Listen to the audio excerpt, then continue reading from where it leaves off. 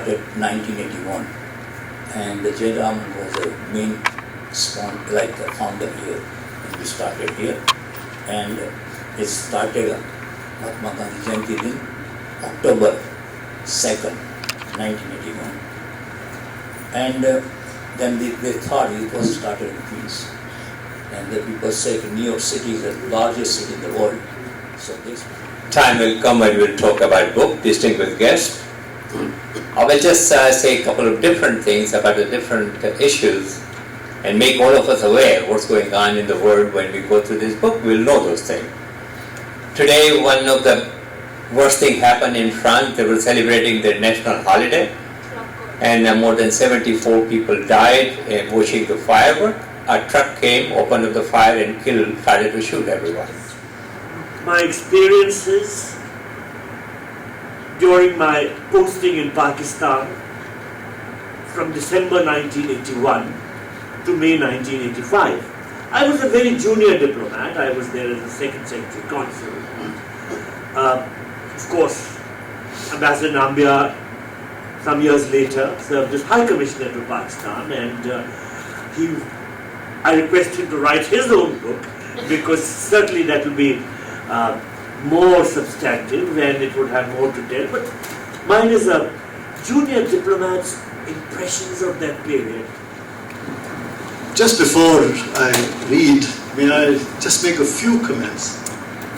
First of all, of course, I think it is very apposite that we compliment Chandni for the somewhat fantastic pictures that she has drawn.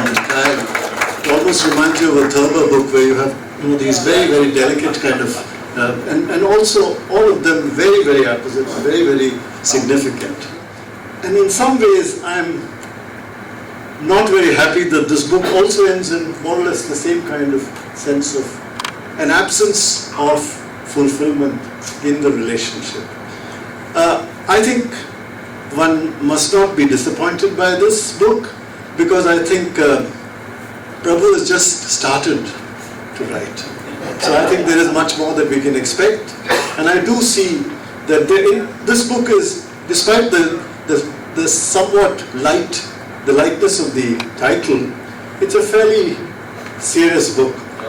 It contains a lot of very serious propositions. It contains a lot of analysis on the issues of the relationship between our two countries. But sadly, it doesn't end with quite the kind of promise that a diplomat would like to have. And despite all that, virtually most of the experiences that you have, both in terms of the lightness of the experience as well as the profundity of the relationship between our two countries. So just after staging the coup against Bhutto on 5th of July 1977, Zia appeared on national television and said, "My sole aim is to hold free and fair elections, which will be held in October this year." He was completely insincere about his solemn promise. Although he had given a solemn assurance about handing over power to elected representatives within 90 days of the coup, he had no intention whatsoever of actually doing so. When Dayal Sahib, visited some of the areas of Karachi with his colleagues, I saw that voter turnout was very poor, quite poor. Independent observers say that not more than 10% had voted in that referendum. Most Pakistanis stayed away as they believed that the referendum was a farce. However, the government claimed that the turnout had been 60% and that 95% had cast a yes vote. Therefore, it was announced that Zia had been elected as a president by 95% vote. Only 10% voted. And they said the people who voted 95%, they said 95% said yes. Soon afterward, an interesting joke began to the rounds. One of the Zia's friends from another country was contesting for the office of the president, and he asked Zia just for the help. He told Zia that he too wanted to such a stunning victory. Zia said, "No problem, I will send my election staff to your country." So Zia's election staff was sent to the election and were held. When his staff returned back to Pakistan, Zia asked them, "How did things go?"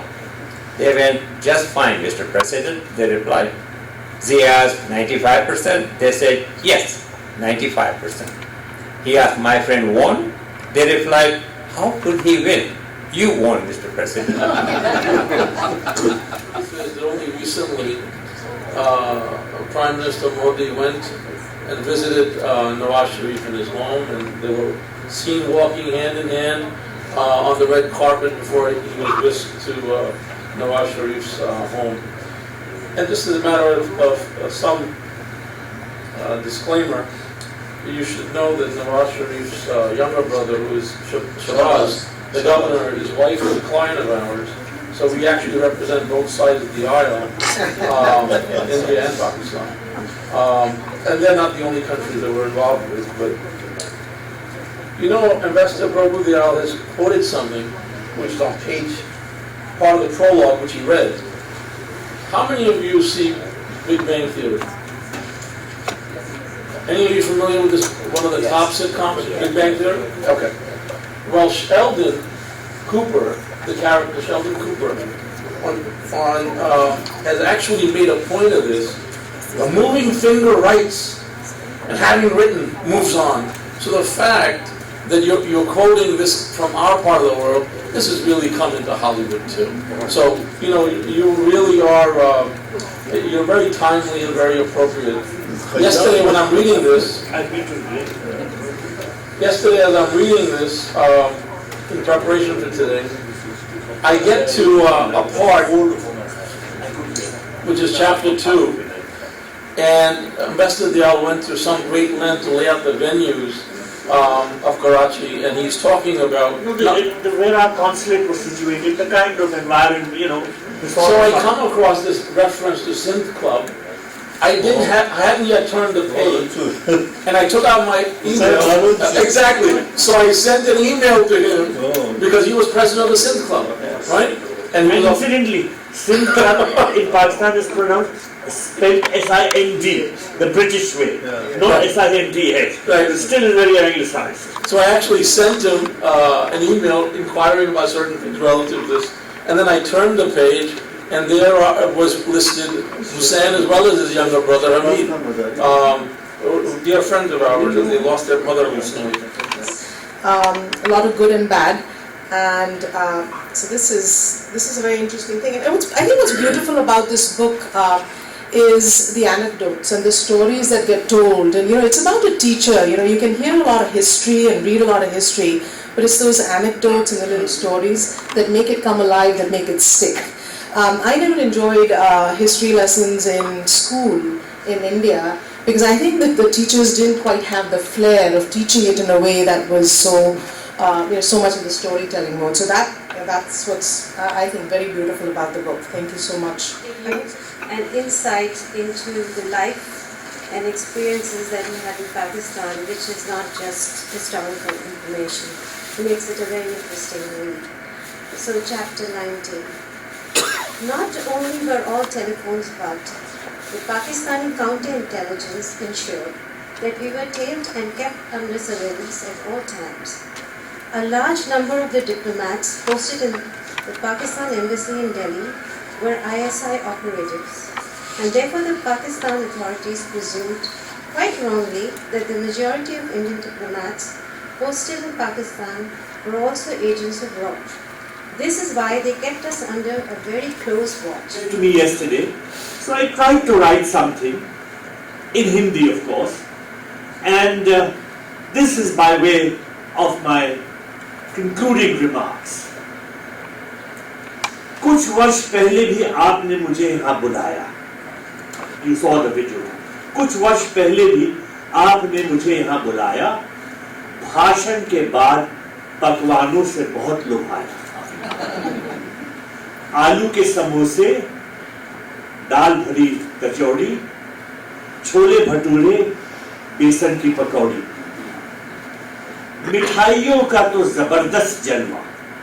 मिठाइयों का तो जबरदस्त जलवा. रसगुल्ले, गुलाब जामुन और कराची हलवा. रसगुल्ले, गुलाब जामुन और कराची हलवा. मैंने भी मौके का पूरा लाभ उठाया. मैंने भी मौके का पूरा लाभ उठाया, हर पकवान को जी भर के खाया,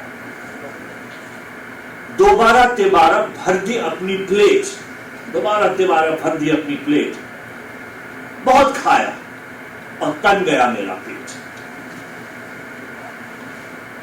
फिर क्या बताऊं कैसे टूटी मुझ पर बला, कैसे टूटी मुझ पर बला, किसी भी दवाई से काम न चला, रात भर में रहा बेहद परेशान, पेट में उठ रहा था जोर का तूफान, रात भर रहा मैं बेहद परेशान, पेट में उठ रहा था जोर का तूफान, ऐसी आवाजें उसमें जैसे आया जलजला, पेट में से आवाजें आ रही, जलजला मीन्स भूकंप, earthquake, ऐसी आवाजें उसमें जैसे आया जलजला, समझ ना पाऊं कैसे टलेगी ये बला,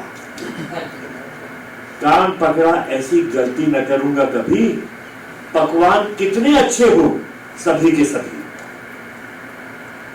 शाह साहब ये आपके लिए है, निवेदन है, भाषण जितना चाहे मुझसे दिलवाएं, भाषण जितना चाहे मुझसे दिलवाएं, पर उसके बाद पकवानों से मुझे ना ललचाएं।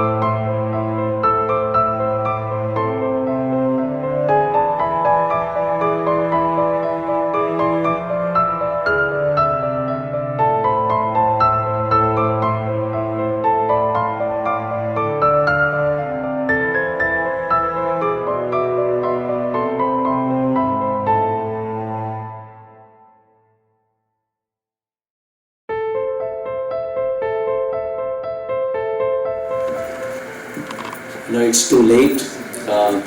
Honorable Ambassador Prabhu Dayal ji, Honorable Ambassador Nambiar ji, our Chairman H.R. Shah, our President Dr. Naveen Mehta, and all our Bhavanite and friends.